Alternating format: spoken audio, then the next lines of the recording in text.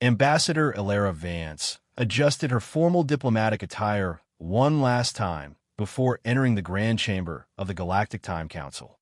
After 5 years representing Earth at the Chronos Space Station, she still felt a surge of awe when walking into the vast circular hall, with its translucent ceiling revealing the swirling nebula beyond. The chamber was designed to inspire reverence, to remind everyone of the cosmic forces the Council claimed to safeguard. Today, however, that reverence was overshadowed by her growing frustration. Representatives from 12 ancient spacefaring species sat in tiered seating around the central platform, their forms as diverse as their temporal theories. Some appeared almost human, others were barely corporeal, existing simultaneously in multiple temporal states. All shared one trait: the ability to perceive and manipulate the flow of time, albeit in limited ways that vary by species.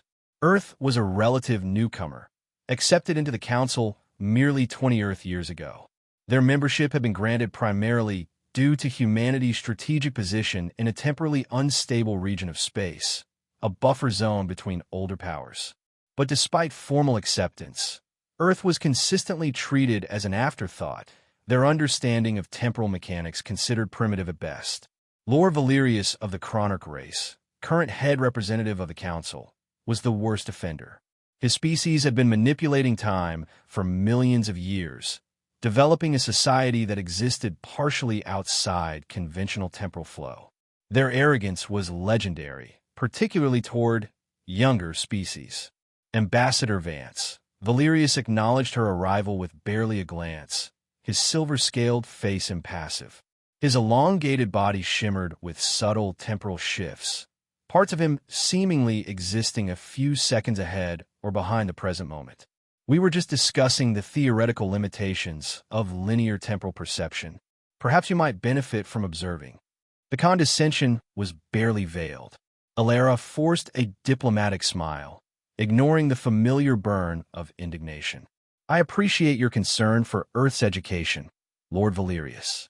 However, I'm here on urgent business regarding Kepler 186F research station. Kepler 186F was Earth's most significant scientific outpost beyond the solar system, dedicated to studying primeval temporal phenomena. 500 of humanity's brightest minds work there, using advanced equipment to research the fundamental nature of time in a region rich with naturally occurring temporal anomalies. Ah yes, your little research facility, Valerius smiled thinly. Is Earth experiencing difficulty with basic temporal shielding again? Before Ilara could respond, her secure communication device vibrated. The encrypted message from Kepler 186F sent a chill down her spine. Urgent. Deliberate temporal interference detected. Cronarch text signature confirmed. Local timeline experiencing increasing distortions. Equipment failures spreading. Safety of 500 personnel at risk. Request immediate diplomatic intervention. Attached was raw sensor data showing precisely what the Kepler scientists had detected: unmistakable wave-like patterns disrupting the local time stream, with an energy signature that matched known chrono technology. She glanced up at Valerius, wondering if he already knew. His expression revealed nothing. Actually, she said carefully, I've received reports of unusual temporal activity near our research station. The pattern suggests artificial manipulation rather than natural phenomena. Our scientists believe the signature matches chrono technology. The chamber quieted as other representatives turned their attention to this exchange. Impossible, Valerius dismissed with a wave of his hand. Our preliminary patrol reports indicate nothing but natural temporal fluctuations in that region. Perhaps your instruments are misinterpreting what they detect. Temporal science can be quite challenging for younger minds. Our instruments are calibrated to the Council's own standards, Ilara countered, keeping her voice steady. And the patterns are consistent with directed temporal manipulation, not natural fluctuations. Representative Thala of the Ethel race, beings who perceive time as tangible streams they could feel flowing around them, leaned forward with concern. If there is evidence of unauthorized temporal manipulation near inhabited space, the Council should investigate immediately. The evidence is inconclusive, interjected Representative Zorin of the Temporal Weavers, a close ally of the Chronarch who benefited greatly from their technologies. Earth's understanding of temporal mechanics remains developing. I suggest we allow the Chronarch patrol vessels to complete their investigation before drawing premature conclusions. This wasn't the first time Alara had warned the Council about reckless, unreported Chronarch experiments near Earth space. Each time, her concerns have been dismissed with patronizing explanations about natural phenomena or misinterpreted data. Meanwhile, the temporal disturbances continued, each one a little more serious than the last. As the Council descended into technical debate, deliberately using theoretical terminology she wasn't expected to follow, Alara sent a secure message back to Earth's Central Command. Council dismissive. Chronarch denying involvement. Request permission to implement Protocol Diamond. The response came almost immediately. Permission granted. Stand by for additional data.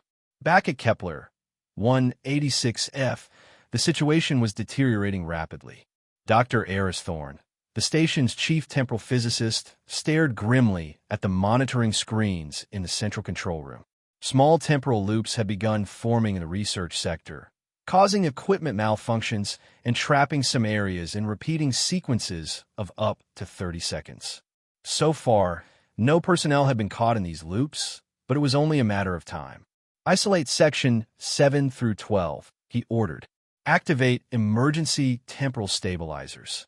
The stabilizers are having minimal effect, Doctor, his assistant replied, voice tight with concern. The distortion patterns keep adapting, almost as if they're being actively adjusted to counter our measures. Dr. Thorne frowned. The Chronarch weren't just experimenting. They were deliberately targeting the station.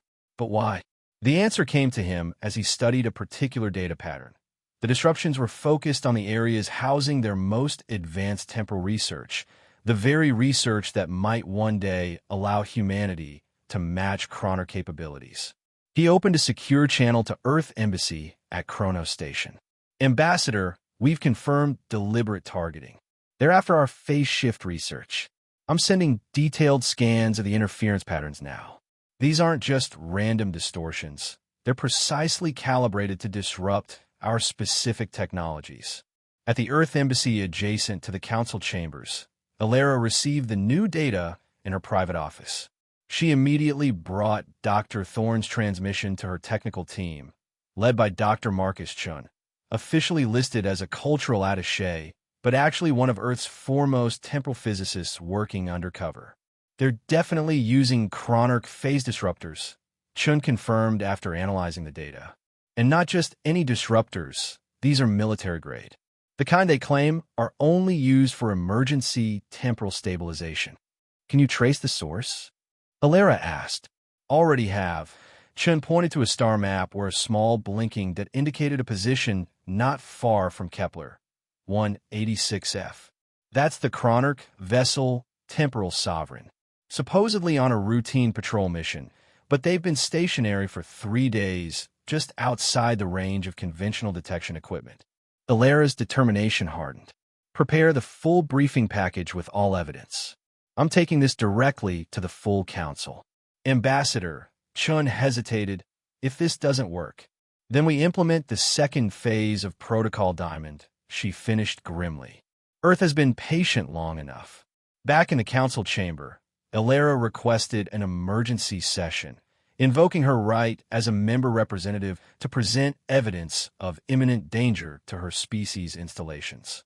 Valerius couldn't deny the formal request without violating council procedures, but his annoyance was evident. The council recognizes Ambassador Vance of Earth. Present your evidence, though I remind the council this interrupts our scheduled discussions on the Temporal Ripple Treaty.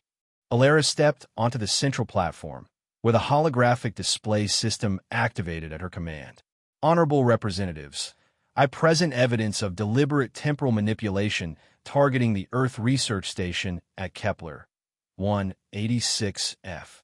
The raw sensor data appeared above her in three-dimensional form, showing the waves of distortion rippling through local space-time around the station.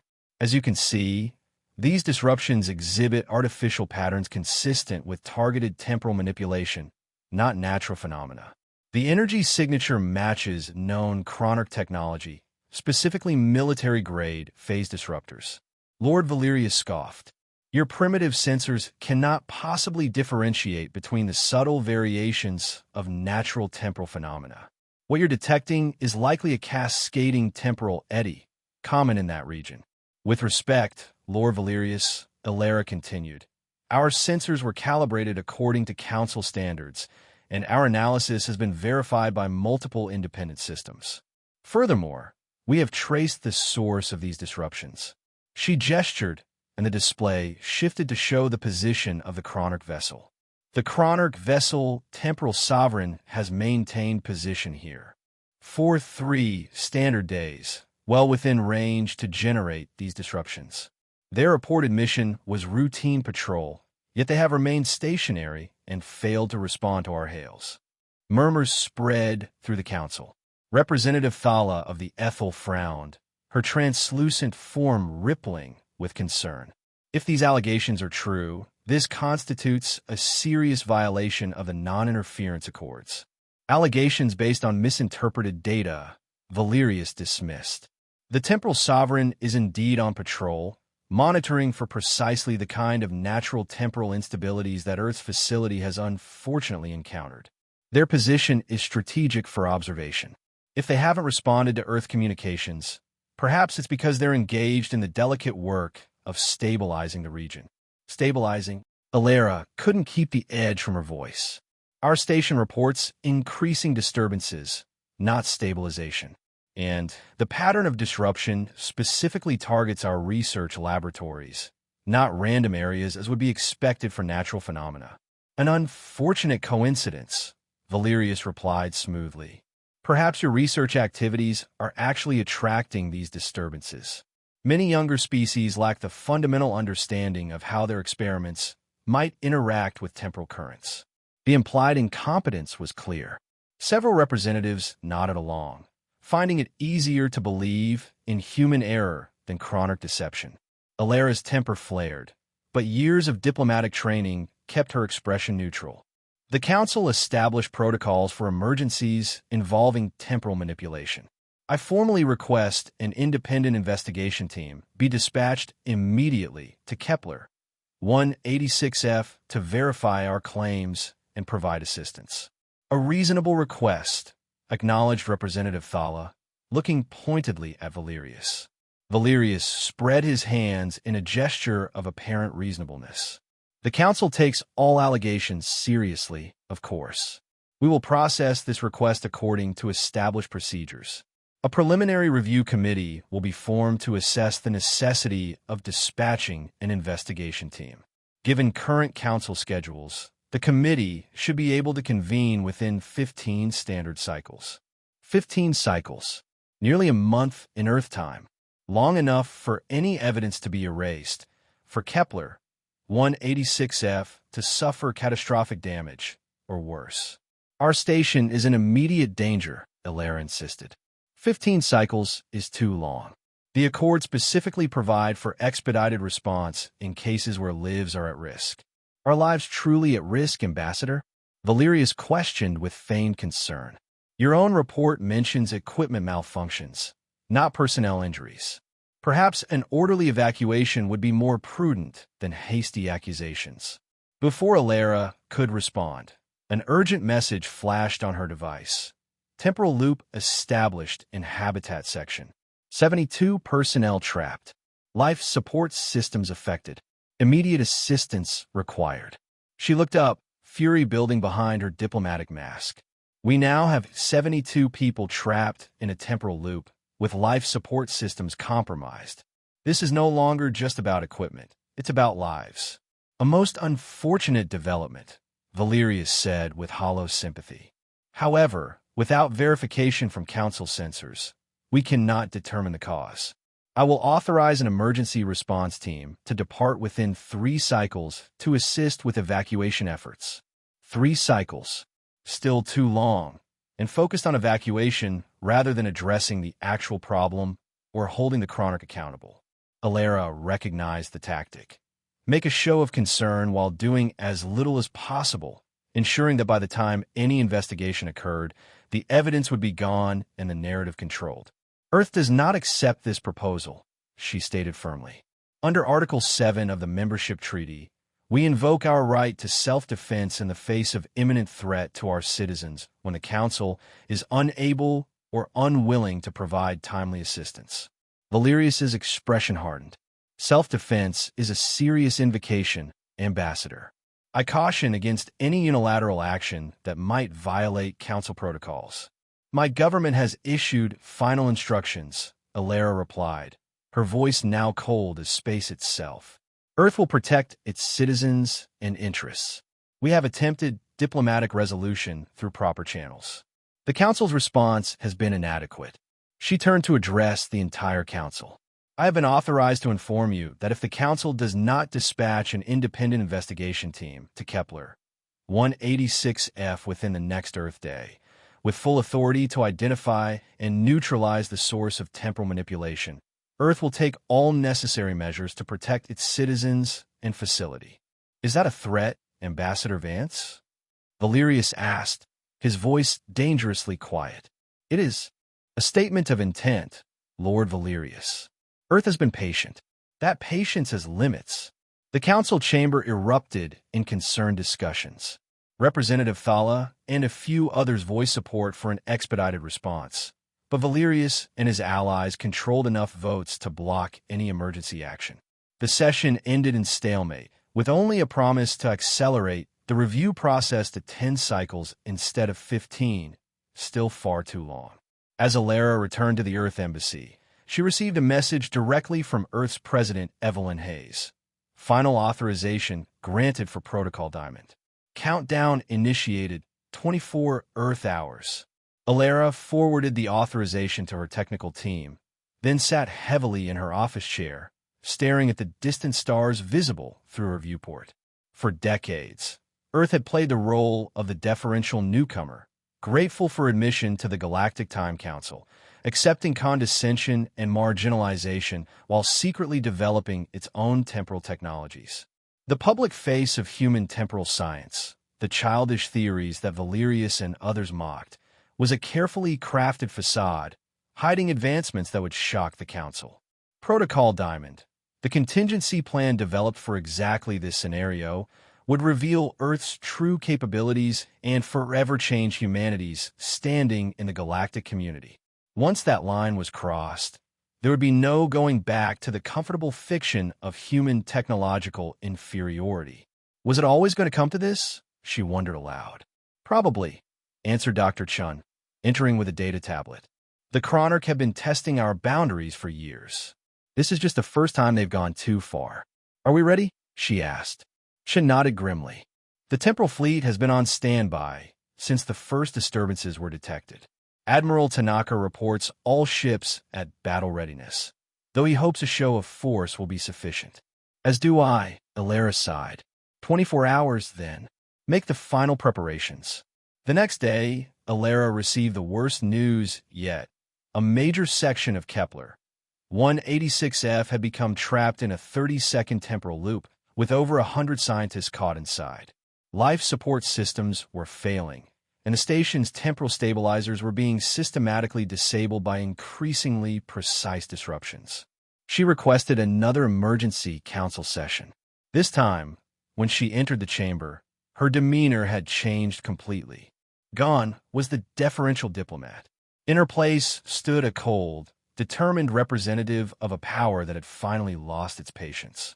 The situation at Kepler 186F has deteriorated critically, she announced without preamble. A significant portion of the station is now trapped in a temporal loop, with 127 personnel at imminent risk. Earth's repeated requests for council intervention have been met with delays and dismissals. Valerius began to speak, but Alara continued, talking over him in a breach of council etiquette that shocked the chamber to silence. Before you offer more excuses or explanations about natural phenomena, allow me to present the complete analysis. She activated a small device on her wrist.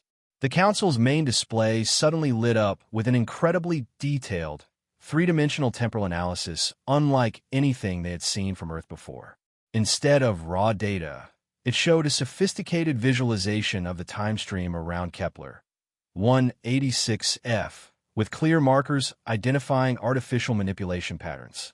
The display even highlighted the specific energy signatures matching the Cronarch vessel temporal sovereign, complete with trajectories of the temporal disruption waves.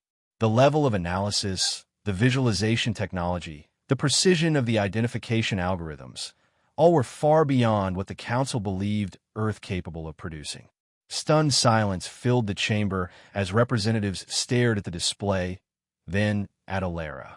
"For 50 years," she said into the silence, "Earth has not merely been learning temporal theory from what the Council deigned to share. We have been innovating, building on theoretical fragments that other species considered too basic to be important or accidentally revealed in technical discussions. What you see before you is but a small demonstration of human temporal analysis capability." Valerius found his voice, though it lacked its usual confidence. "This display proves nothing. Advanced visualization does not equate to actual understanding of temporal mechanics." "I agree," Alara nodded coolly, "which is why Earth no longer seeks merely to convince you with data." At that moment, alarms blared throughout Kronos Station. The Council's temporal sensors detected multiple unidentified vessels appearing near Kepler 186f, bypassing the GTC's defensive temporal barriers as if they weren't there. On the main screen, automatically switching to the security feed, they saw them. A fleet of sleek, previously unknown Earth vessels, led by the imposing flagship Eternity's Vanguard. These ships bore no resemblance to the clumsy, conventional spacecraft that Earth had previously fielded. Their hulls shimmered with active temporal fields, and sensors indicated they carried not just conventional weapons, but sophisticated temporal manipulation devices. "This is the temporal fleet of Earth," Alara announced, her voice carrying throughout the stunned chamber. "Under the command of Admiral Kenji Tanaka aboard the Eternity's Vanguard. As the Council has proven unable or unwilling to act, Earth will now protect its own citizens. Our courteous mode regarding your incompetence has been terminated." Valerius rose from his seat, scales flashing with anger and shock. "This is an act of aggression. You've concealed military temporal technology, a direct violation of Council law." "We have concealed nothing that we were required to disclose," Alara countered coldly. "Earth disclosed all temporal technologies being used in shared space or that might affect other species. Our defensive capabilities remained our own concern, just as the Cronarch keep their military temporal technology classified." On the screen, they watched as the Earth fleet moved with precision toward Kepler 186f. Valerius barked commands into his communication device, ordering nearby Cronarch vessels to intercept what he termed invasion force. 3 Cronarch ships rapidly approached the Earth fleet, activating temporal displacement fields designed to trap enemy vessels in slowed time, a tactic that had proven effective against all other species' ships. The Council watched in astonishment as the Earth vessels deployed shimmering, oscillating shields that completely negated the Cronarch temporal attacks. Admiral Tanaka's flagship, the Eternity's Vanguard, fired a precisely calibrated temporal synchronization beam at the affected section of Kepler 186f. The beam penetrated the chaotic temporal disruptions and established a stabilizing field. Within moments, the trapped personnel were freed as the temporal loop collapsed. "Impossible," whispered one of the Cronarch junior representatives, forgetting diplomatic protocol in his shock. A Cronarch cruiser, apparently frustrated by the ineffectiveness of its temporal weapons, fired a more conventional attack, a rapid-aging ray designed to accelerate the structural decay of target vessels. The Earth escort ship in its path didn't just evade. It created a localized temporal stasis field that froze the Cronarch weapon system in a bubble of suspended time, rendering it harmless without causing casualties. Throughout this display of previously unknown Earth capabilities, Alara calmly narrated each technical maneuver for the Council's benefit, methodically explaining the principles being employed, principles that exploited fundamental weaknesses in chronotemporal theory that the arrogant species had never bothered to address. What you're witnessing, she explained as the Earth fleet efficiently neutralized the temporal disruptions around Kepler. 186F is the practical application of what Lord Valerius has repeatedly dismissed as childish theories. While the Chronarch were perfecting variations on established temporal manipulation techniques, Earth was questioning basic assumptions that your civilization took for granted thousands of years ago. The Eternity's vanguard deployed smaller technical vessels that quickly surrounded Kepler. 186F, establishing a complex network of temporal stabilization fields. The station's structure, damaged by the prolonged exposure to artificial temporal distortions, was being reinforced and repaired using localized time reversal techniques that the Council had long considered theoretically impossible for targeted application. Valerius and the entire Council watched in stunned silence as the humans demonstrated mastery of temporal mechanics that rivaled, and in some ways exceeded, what the oldest spacefaring races had achieved. The Chronarch vessels, facing an enemy immune to their temporal weapons and clearly outmatched in precision and control, withdrew to a safe distance. Earth does not seek conflict, Alara stated into the profound silence that had fallen over the council chamber. We seek respect as equals and the safety of our citizens. The deception you witnessed today was not our preference, but a necessity forced upon us by the Council's persistent condescension and the Chronarch's dangerous experiments in our territory. Representative Thala of the Ethel was the first to break the silence from the Council's side. I must express both concern at this concealment and admiration for your species' achievements. Clearly, we have underestimated humanity's potential. Other representatives began murmuring among themselves, many casting accusatory glances at Valerius, whose reputation and position were now severely compromised. Admiral Tanaka reports that the situation at Kepler 186F has been stabilized, Alara announced, checking her communication device. All personnel have been rescued from temporal distortion, with no casualties. The temporal fleet remains in position, prepared to respond to any further hostile actions. Valerius, his authority crumbling before his eyes, attempted to regain control of the situation. This demonstration, while impressive, does not excuse Earth's deception or unilateral military action in Council space. There will be consequences. There will indeed be consequences, Alara interrupted coldly. But not for Earth. The Council Chair requests a closed session with Ambassador Vance to discuss these new developments, announced the Council's administrative AI, its neutral voice somehow conveying the gravity of the situation. In the private chamber adjacent to the main Council Hall, Alara faced the most senior representatives of the Galactic Time Council.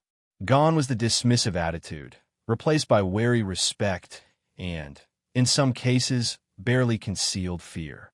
You understand that this revelation changes everything, stated Elder Column, the Council's oldest member, his energy form pulsing with agitation. That is precisely what Earth intended, Alara replied calmly. For too long, we have been treated as children playing with forces beyond our comprehension. Today we demonstrated that humanity's understanding of temporal mechanics deserves recognition. What are Earth's demands? Asked Representative Thala directly. Alara presented a datapad containing Earth's requirements. First, the Chronarch must formally apologize and provide compensation for the damage and risk caused to Kepler 186F station. Valerius, present but subdued, started to object, but was silenced by glares from his fellow council members. Second, Lord Valerius must be removed from his position as representative due to his negligence and endangerment of Earth personnel. This caused less resistance than she expected. Several representatives nodded, suggesting Valerius had already lost critical support. Third, Earth demands a permanent seat with veto power on all matters related to temporal safety and regulation. This generated concerned murmurs, but no outright rejection. Fourth, an independent oversight committee must be established, with significant Earth participation, to investigate and manage all temporal experiments and activities throughout the galaxy. And finally, Earth will share openly within the GTC our fundamental principles of temporal safety that we have developed independently. Elder Column considered these terms carefully. These are significant demands that alter the balance of power within the Council. The balance was already altered today, Ilera pointed out. These terms simply recognize that reality formally. You've seen that Earth could demand far more.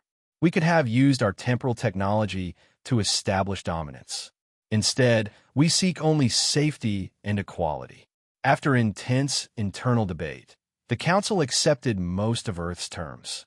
Valerius was forced to resign in disgrace, the evidence of chronic temporal manipulation of Kepler. 186F, now irrefutable. The chronic representative who replaced him was notably more respectful toward Earth. 6 months after what became known as the Kepler incident, Ambassador Ilera Vance sat in her expanded offices at Courteous Station, now one of the most influential voices in the Galactic Time Council. Earth's courteous mode had indeed changed. No longer the deference of an inferior power, but the civility of an equal partner, confident in its abilities and unafraid to defend its interests and the safety of the time stream. Dr. Eris Thorne, no longer working in the shadows, led new collaborative scientific programs, sharing Earth's knowledge of temporal safety and helping other species understand the dangers of reckless experimentation. The principles that humans had developed, once mocked as simplistic, were now recognized as innovative approaches that complemented the established temporal theories of older civilizations. Earth's temporal fleet, once a closely guarded secret, became a respected peacekeeping force, helping to stabilize dangerous temporal anomalies throughout the galaxy. Their precision and control earned admiration even from former skeptics. Species within the GTC began to reconsider their prejudices. Some, like the Ethel, actively sought deeper cooperative relationships with Earth, fascinated by humanity's fresh perspective on temporal mechanics. Ilera stood at the viewport of her office, looking out at the stars beyond Courteous Station. The weariness she had carried for years was replaced by pride and a sense of responsibility. She knew that the day the Council witnessed humanity's courteous mode turn off was not a day of war, but the beginning of a new era of genuine mutual respect and understanding built on the truth that courtesy is a choice, and sometimes, to be heard, one must choose to speak a different language. Earth's restraint had never stemmed from weakness, but from a deep understanding of the responsibility that comes with power, a lesson the galaxy was now beginning to learn.